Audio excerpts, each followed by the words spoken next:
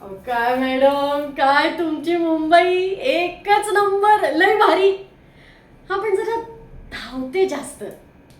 हो त्या दिवशी मी लोकलमध्ये चढायला गेले, मला असं वाटलं की मला कुणीतरी उचलून आतमध्ये टाकलं आणि उतरताना पण तसंच लोकांनीच ढकलून बाहेर काढलं.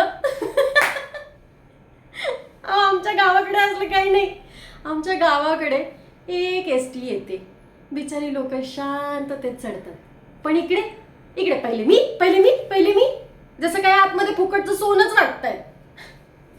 आणि तुमच्या त्या लिफ्टमध्ये पहिल्यांदा चढले होते ना, तेव्हा पण असंच झालं होतं. दार बंद झालं, मला असं वाटलं की आता मी संपले. आता ही बंद पेटी मला कुठे घेऊन चालली काय माहिती. मी तर घाबरून सगळीच बटणं दाबली होती. ती लिफ्ट नुसती वर खाली वर खाली. सगळी लोक माझ्याकडे अशी बघत होती ना.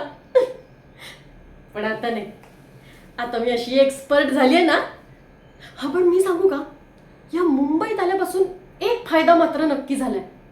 इथे पिक्चर मस्त बघायला मिळतात. सारखे बघते मी पिक्चर. हो, त्या सस्पेन्स पिक्चर असतात ना, तसे मला खूप आवडतात. मी तर एक पण पिक्चर सोडत नाही.